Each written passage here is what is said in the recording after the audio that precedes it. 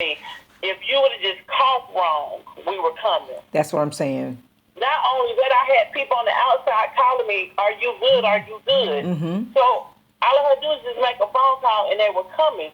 But when you know that you have that influence, the God in you would tell you to turn the other cheek and walk away.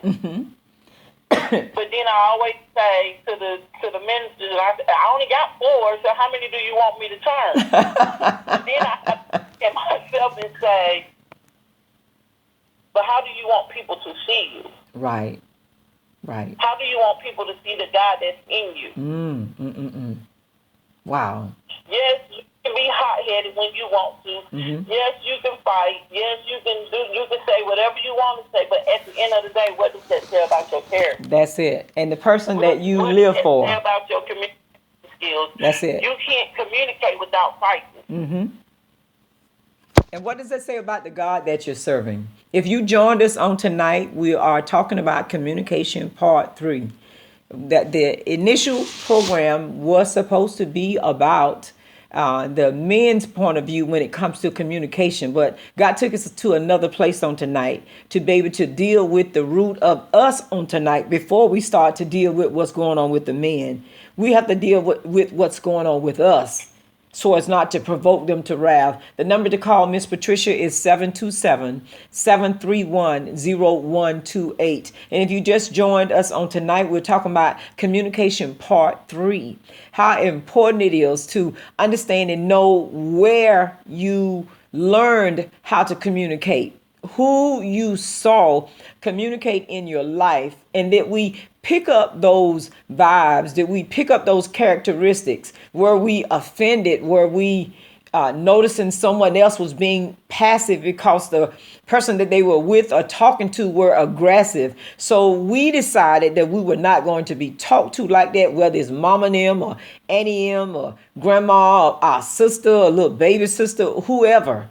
Then we noticed that. So we became this person to be the opposite of who they were when it came to our communication on tonight. This is good. There's some things that we have to look at ourselves, that we have to deal with ourselves before we start to deal with what's going on with the men and how they communicate and why they are like they are, why they say what they say, why they move like they move when it comes to communication. Because believe you me, the same conversation that we're having tonight, they have had among themselves, how they communicate. I'm not going to let a woman run over me. She's not going to disrespect me. My daddy let my mama run over them. So guess what? I'm not going to let you run over me. Mama ran the house, so I'm not going to let my wife ran the house. So you rule with a strong hand because you feel as if your mama ran over your daddy. In all actuality, he had sense. He knew who God was. He didn't want to know what the jailhouse looked like. So in all actuality, he let her vent and moved on. So it matters the exposure. It matters the surrounding. It matters the family. It matters the upbringing. It matters your roots from whence you came when it comes to communication. Quote unquote effective communication in any relationship, whether it's business, family, ministry, marriage, and friendship. It matters because, as Tina said, if we're not careful, there's some friends that we have had. They know that you're passive. So therefore, I'm going to hang around these kind of people because I can say whatever I want to say. They're not going to say anything because they're passive, not really realizing that they are passive aggressive. That when you hit the wrong button, that person that you thought was not going to say anything begins to attack. And then what do? Because now I'm embarrassed. Now I'm going to befriend them. Now I'm going to cut them off now because they're verbal now, because they're aggressive now, because they're not letting us say anything to them. And we created that. We formed that. We built that up. We nurtured that. And then when it released, we couldn't handle the truth, as that movie said. I don't know if we have anybody else on the line tonight. I think Miss Patricia was trying to call in.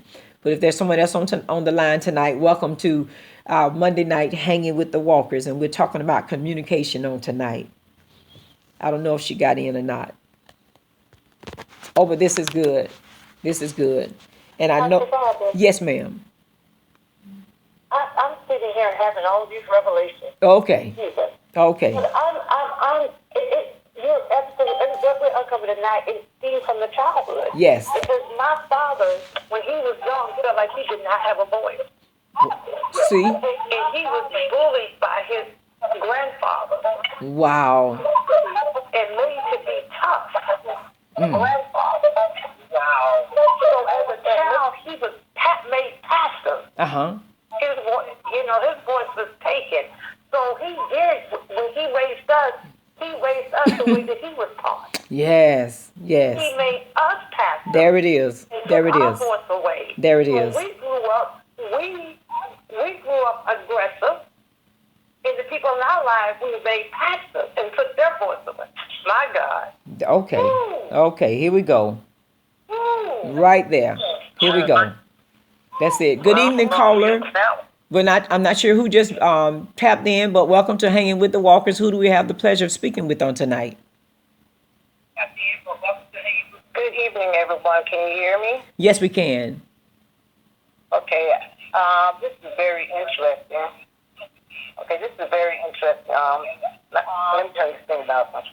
When I hear everybody, talk about our past and the things that we went through, I know I did too. When I look back on my life, my brothers and sisters, cousins, friends, even with my children, I realize that we all, like the Word of God says, there's nothing new under the sun. Mm-hmm. And it seems to me at a point now, one thing I love about the Lord, how He does minister to our hearts and our minds and our soul, especially when we start learning the Word of God. Yes. And what I've learned to do and practice doing, and not 100 with it, but one thing I try to practice doing is learn standing on what the Word of God says. Because when I do that, when I take the time to get down on my knees and actually talk to God, Mm-hmm. gives us an answer about how to communicate. Just like the Word of God talks about how He's going to make us fishers and men. Yes. He also exposes us how to fish when we talk to someone, what to do, how to speak to them, how to minister to them in word. And sometimes if we get our own self out of the way, because I know I can be like that, if I get myself out of the way, Yes. and get that one word, that by the word that you need to use, that we need to stand out, not so much that we need to use just to try to control someone else, but that word that we need to stand on so that we will know how to fish that person. And when that person knows, because communication in this day and age with men, not only with men, but with family members, Yes. with children, friends, what have you, can be difficult. Mm-hmm. If we don't take the time to calm down or watch what we're saying, Exactly. instead of trying to compete in conversation to see who's